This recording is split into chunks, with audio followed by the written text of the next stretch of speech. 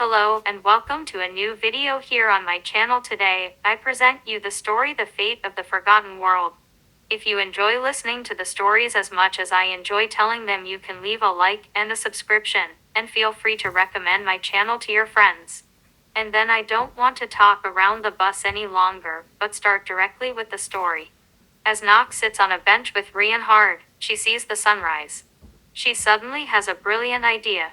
She thinks that she needs influence and power if she wants to save this world from the chaos that she herself will unleash sooner or later. Nox has no idea how the magic will change the living people around her forever, but she knows it will happen. And to gain that power, the first thing she needs is lifetime. Since she has already found out that she can also steal lifetime from animals, she has a thought about how she can easily get a lot of lifetime. And to carry out this plan, she first has to find a butcher. Nox von Reinhardt merges with the shadows, and uses the vampire's own ability of shadow migration to race through the world very quickly. In this way, she searches for the nearest butcher shop. She finds the nearest butcher shop after 10 nanoseconds. Nox waits 2 days to know exactly when the butcher is open and when he is not. When she enters the building, she already sees the owner of the butcher shop. This man is a big muscular guy. She speaks to him confidently and tells him that she would like to work for him. He is a little skeptical when he sees such a petite boy in front of him. The butcher looks a little confused at Nox. In his eyes, it is very unlikely that such a fragile young man would have the necessary strength and mental stamina to do this job. And even if he is urgently looking for employees, she is not sure whether the figure in front of him is more suitable. He is slightly taken aback when the boy in front of him opens his mouth and says, in a voice as beautiful as his face, that he would only take half the wages, but that he would have the conditions to do so without asking where he comes from and how he kills the animals. Just as the butcher is about to reply, Nox offers that he will work for free for the first month if he can start immediately. Nox thinks about it and finally adds that he just has to wait and then he will see the results. The butcher thinks that the young man has so much self-confidence that he wants to give it a try. Just as the butcher is about to explain to the boy how the work is done, he sees that the boy has disappeared. That's a bit strange because Albert actually has keen senses and a little boy like that shouldn't be able to sneak away from him without noticing anything. Albert hears rustling coming from the direction of the animals that are to be slaughtered that day. The animals are in a small stable. And to Albert's confusion, he sees the boy standing among several dead cows. However, Albert cannot recognize any external causes of death on the cows. In a bizarre way, it looks as if the animals have simply fallen asleep and then died in their sleep. Albert gets a strange, otherworldly feeling from this boy called Nox. And when the boy's golden eyes dart in his direction, he has the feeling that his blood is freezing in his veins. These golden eyes look as if they are much older than the boy can be. In Albert's view, the boy radiates this cold, murderous aura that only assassins in movies have. Together with this otherworldly feeling, this creates the impression that he should not interfere in this boy's affairs. The boy says in an ice-cold voice that he's done with the animals for the day and will be back the next day. Nox walks past the frozen Albert and pats him lightly on the shoulders. But when I turn around, the boy has disappeared again. How is that even possible? I've only just seen the boy. A person can never move that fast. Albert thinks, startled. At that moment, one of Albert's employees comes around the corner and asks if the animals have arrived yet. The Albert employee is very confused when he sees the dead animals. He knows a little about the physiology of cows and checks them for causes of death. But he cannot find a reason for the loss of vital functions. It also appears to him that these cows have simply lain down and fallen asleep. Just as he is about to give up looking for causes of death, he finds a single wound on the cow's neck. The wound looks like a bite mark. The bizarre and frightening thing is that every cow in the barn seems to have died in the same way. But none of them can explain how a cow can die so quickly from a barely bleeding wound. The first suspicion is that it is extremely strong poison. But even after an intensive search for clues, they are unable to find a cause of death. The next day at exactly the same time, the strange young man called Nox turns up. Albert sees the boy getting off a bus. part of him wants to find out more about this young man. But there is also another part of Albert that warns him that this is not a good idea. Albert sees Knox approaching and feels torn between the two options. A little strained, he closes his eyes for a few moments to think. When he opens his eyes again, the boy is suddenly closer than he should have been. Albert has the impression that Knox is moving unnaturally quietly. Albert leads Knox to the newly delivered cows.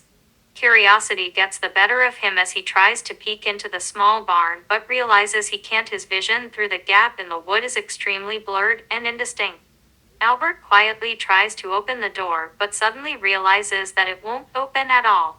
The bizarre and creepy thing about this scene is that even if the door is locked, it should move if Albert pulls on it with all his strength. But in this case, the door doesn't move a millimeter. Albert hears Knox's footsteps approaching and quickly pretends to have just arrived to see how things are going. The cold, murderous aura emanating from Knox makes Albert's blood run cold. With an icy cold, probing look, Knox asks what is there. A little intimidated, Albert, who is about twice as massive as Knox, says that it's nothing special and that he had only just arrived to see if he was ready. Knox lies slightly and points to the dead cows. As Knox is about to leave, a man in a suit comes into the butcher shop to buy some meat. The rich-looking man in the suit asks what a girl is doing in a butcher shop. And only when Albert hears this does he realize why Knox looks so feminine. He didn't pay much attention to Knox's gender. But now that he is paying attention to the gender, he realizes that it is a little difficult to classify him or her. The rich-looking man says loud and clear that he doesn't think it's appropriate to work for a delicate girl in a butcher shop. But before he can continue, Knox is suddenly behind him and walks through the door. Albert doesn't know how she moved so quickly. But as he later finds out, none of his employees saw her move. It almost seems as if this almost instantaneous movement only took place at the exact moment when everyone in the room blinked. Knox decides to spend the rest of the day looking for people she can sell this precious lifetime to. Knox is 100% sure that there must be someone somewhere who will sell everything for a few years of life. Knox learns from some people how to use the internet. In order not to attract attention, he changes his appearance with weak illusion magic. Knox, despite being such a powerful magician in your previous life, has never been very good at illusion magic. He has only been able to change a few details of his appearance. But together with the fact that he can travel to any point in the world almost instantly through shadows, this makes it very easy to cover his tracks. Knox learns about the old head of the Osmosia family and his medical condition through the internet in an internet cafe. Theodore Osmosia is a man who has just turned 96.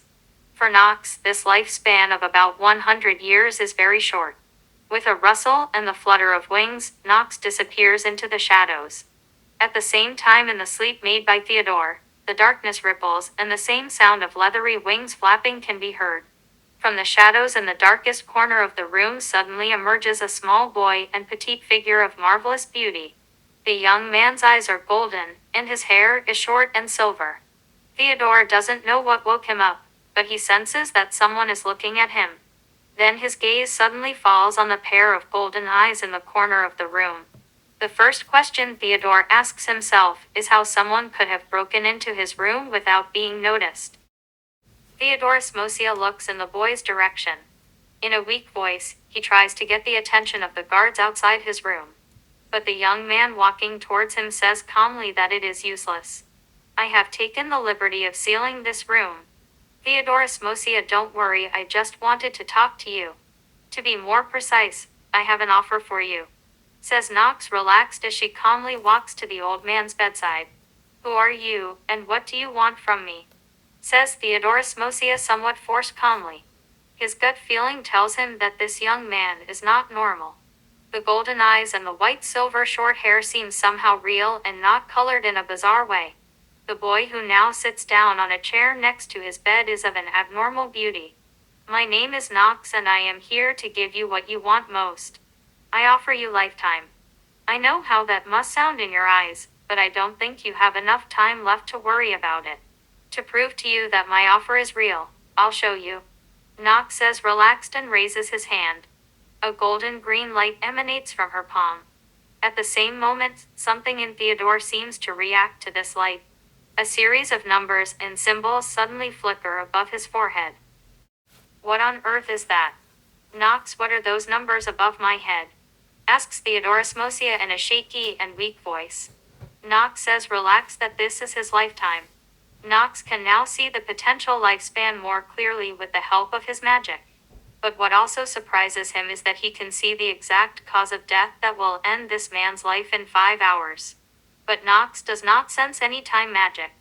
Knox von Reinhard knows that time manipulation is almost impossible. Even he, the most powerful magician in his world, was unable to manipulate time outside of a pocket dimension. And even this time manipulation within a pocket dimension was only possible when there were no living organisms within these dimensions. That's why he doesn't understand exactly what this magic is that allows her to see the exact cause of death and the potential lifespan. Knox can see that if he intends to strangle this man, the lifespan immediately becomes blurred. It is exactly this kind of mystery that keeps Knox exploring magic. Knox doesn't answer Theodore's question directly, but gets up from his chair. Knox says that he has 5 hours and 45 minutes and 3 seconds to live. Knox says that if he wants to accept her offer, he simply has to call her name. She adds that she will not come if anyone tries to stop her. As Knox walks, the shadows around her feet begin to grow larger and darker with every step she takes. The darkness around them billows like a mist. The darkness gives Theodorus Mosia the impression that it is alive. When Knox has almost completely disappeared into the darkness, the fluttering of leathery wings can be heard again. An icy shiver runs through the room and an otherworldly feeling washes over Theodorus Mosia. The moment the sound of the wings fades, the light in the room comes back on and the guards come rushing into the room. The guards are not quite sure what has happened at this moment, but they suddenly hear something strange and are unable to open the door. The guards tell exactly what they have experienced when Theodore asks them. They describe how the door didn't move a bit no matter how much they pulled or pushed on it. What the guards noticed most, however, was that they didn't see the window in the door that was supposed to give a view into the room as absolutely heavy. They tell Theodore that they only heard the sound of the wings and the scraping of the chair. Theodore thinks that someone who is so mysterious and can come and go without a trace must definitely have something paranormal about them. He also realizes that there is no medicine that can make him live any longer. Theodorus Mosia still has to think about it for a while. But he quickly comes to the conclusion that he has no choice but to accept this offer if he wants to continue living. The thing that concerns him most in the next few hours is whether or not he should tell his family. But it's just like this boy named Knox wrote, he can literally feel his body weakening. He calls his wife Clara Esmosia, who is 92. When he talks to her, he has difficulty telling her what he has experienced or even putting it into words. In the end, he just hangs up and doesn't say anything about what's on his mind. It is his hope that he will be able to trade some lifetime for his wife. But he is not quite sure how to negotiate with this boy. In the end, he decides to accept the offer. When he calls Knox with his weak voice, nothing happens at first. Then the shadows in the room begin to darken. Suddenly, with the flutter of leathery wings, all the lights in the room go out. A breathtakingly beautiful young figure emerges from the darkness. For a moment it seems difficult to tell what gender the figure coming out of the darkness was. Knox immediately sees the 5 guards standing in the room. Knox does not hold it against Theodore. You called me. I assume that you want to accept my offer. At this point I must warn you that I will have to bite you to give you the time of life.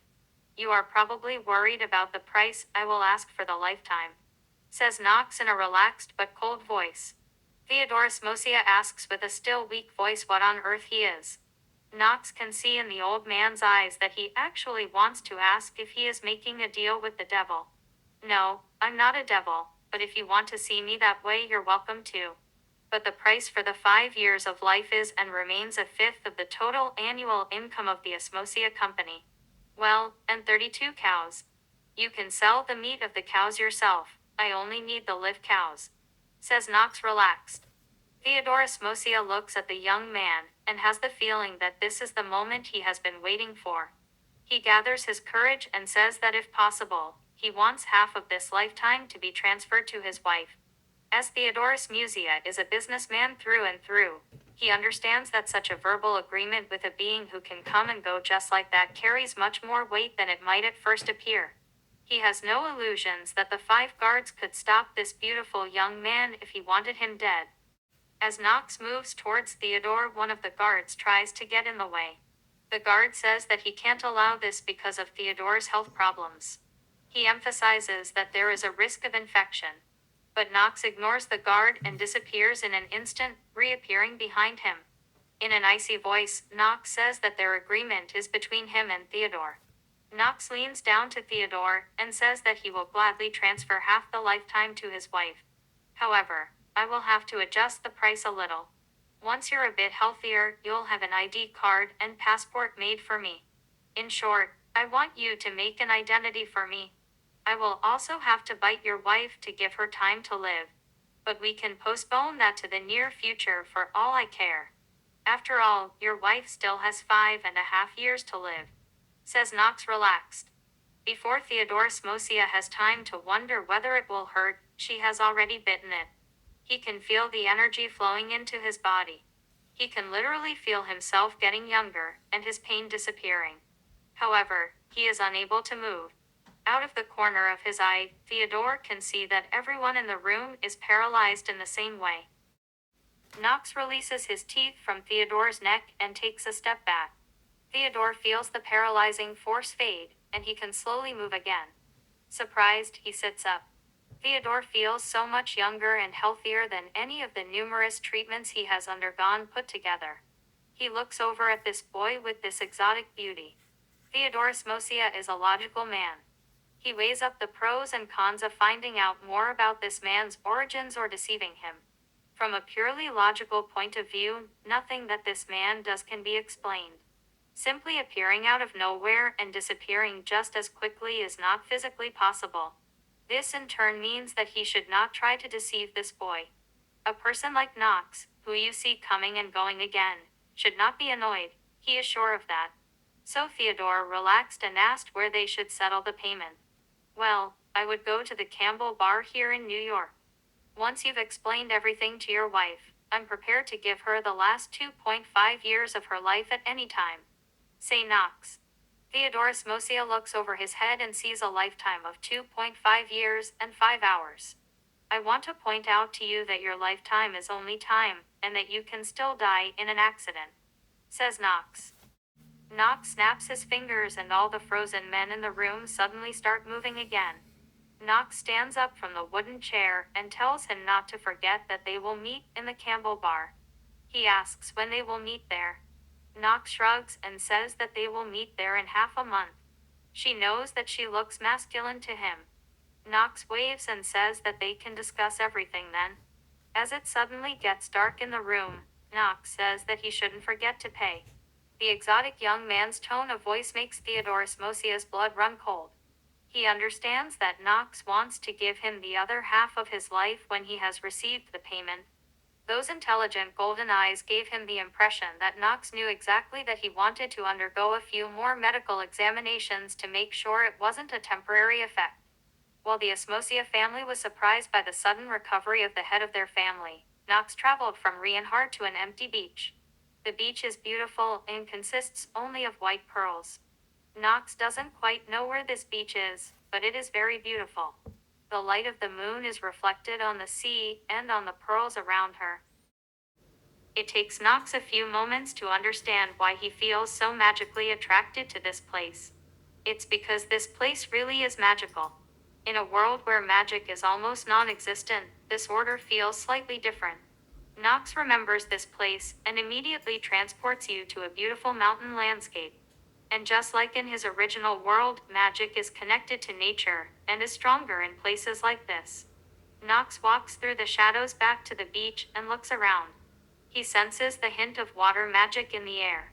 But Knox's own magic has not yet fully returned, and so it cannot investigate this place any further. It only senses that there is something mysterious about this place. So he uses magic to use one of the pearls as a homing beacon. He breathes his magic into the pearl. Then he uses alchemy to put the pearl into a mountain slope. The stone closes behind his hand, leaving the pearl behind in a small stone cave. This magic is alchemy, and to be more precise, alchemy is part of the colorless magic bags. This means that any mage who has magic power can learn this magic. However, this does not necessarily mean that this form of magic is easy to learn. On the contrary, as far as Knox knows, most aspects of colorless magic are difficult to learn. Colorless magic is also called magic discipline because it is not innate but can be learned. On the other hand, it is not so when someone is born without fire magic. Someone who is born without fire magic is not able to learn fire magic in his life, no matter how hard he tries. Knox spends the next 2 weeks slaughtering cows, so on average a cow that weighs 700 kilograms and lives for 15 years will live for 150 years. But it varies a lot because depending on how old the cow is, she gets less lifetime. In addition, each cow lives for a different length of time. But on average she reaps 1,200 years of life per day. In 1 week, she will live 8,400 years. Since she does this for another week, she gets a total of 16,800 years of life. At least Knox comes to this calculation. But when she looks again with her magic, she realizes that her lifespan has been extended by 1,732 years. When Knox goes to the Campbell bar after the agreed half month, he has the feeling that it will be an interesting evening. Knox, a young girl with wild hair and deep eyes, pulled her hood lower over her face and stepped out of the dim alley onto busy Madison Avenue. The night was balmy, the streetlights casting warm orange beams on the cobblestones. She walked past the elegant store windows whose signs proclaimed closed in curved letters. She walked purposefully past elegantly dressed people hurrying to catch the last train home. When she reached the imposing main entrance to Grand Central Station, she stopped for a moment to take in the architecture. The high arches and the golden numerals of the large clock above the entrance radiated a timeless elegance. She took the stairs with light, silent steps down into the main hall, where the soft murmur of the few night owls and the distant sound of trains spread a strange calm. She crossed the hall, leaving the stone stars and the milky blue ceiling frescoes behind her. Knox turned into an inconspicuous, almost hidden corridor that led to 42nd Street. After a few meters, she reached the inconspicuous door to the Campbell bar. She hesitated briefly, then pushed open the heavy, dark door and stepped inside. The room was warmly lit, the dark wood and velvety curtains muffling the sounds of the city. Knox pulled off her hood and walked slowly past the long, wooden bar, not returning the glances of the few guests who looked after her curiously. She meandered through the heavy leather armchairs where a few visitors were lost in hushed conversations. At the far end of the room, in an alcove, an old man was waiting. His face was marked by the years, but his eyes radiated a calm wisdom. Knox paused for a moment, scrutinized him, and then sat down at the table opposite him without a word. In the silence that followed, all that could be heard was the soft clinking of glasses and soft music from the background. She looked at the old man while the world around her seemed to fall silent. Knox sat silently opposite the old man as he rummaged in an old, worn leather bag. Theodorus Mosia, the man whose family name was emblazoned on the richest and most influential corporations in the city, looked nervous. His hands trembled slightly as he finally pulled out a small bank card and placed it on the table. The card was plain, with a discreet logo of the Osmosia Company on it. "Here," Theodore said, his voice low and a little unsteady. "As agreed, 1/5 of the company's annual income to an anonymous account." Knox took the card, her fingers touching the cool surface while she didn't take her eyes off Theodore. Her gaze was calm but intense, and Theodore couldn't help feeling that he looked like a little boy in front of her. Although she was younger, she radiated an uncanny authority that intimidated him. He cleared his throat to cover up his nervousness and placed another fake ID and an envelope of documents on the table. "That's included too," he added. "Everything you need to make your story watertight." Knox took the ID and the envelope and put them in her pocket without a word. She leaned back and continued to look at Theodore penetratingly. There was silence for a moment, then she spoke. And when would you like me to tell your wife? Her voice was calm, almost monotone, but it seemed to carry an unspoken sharpness. Theodore took a deep breath and rubbed his temples. I think 2 weeks from today. That should be enough time to get everything ready. Knox nodded slowly. 2 weeks, she repeated, as if setting the date in stone. Then I'll bring her the remaining 2.5 years of life. Theodore lowered his eyes, his shoulders slumped a little. Yes, he mumbled. Thank you. Knox stood up, the bank card tucked safely in her pocket. Without another word or glance, she turned and left the room while Theodore remained sitting in the gloomy corner, filled with a vague fear that made him breathe heavily. Outside in the hall, Knox disappeared silently into the shadows like a ghost that had completed its mission. Thanks for your attention. That's it for today's video. I hope you like it. If you liked it, leave like and subscribe there, and don't forget to recommend my channel to the joy if you want to support me. If you click here on the left side of the screen, you will get to the latest video I uploaded. And if you press on the right side of the screen, you will get to the playlist. In the upper center of the screen, you can now also see my YouTube channel where you can listen to all my stories.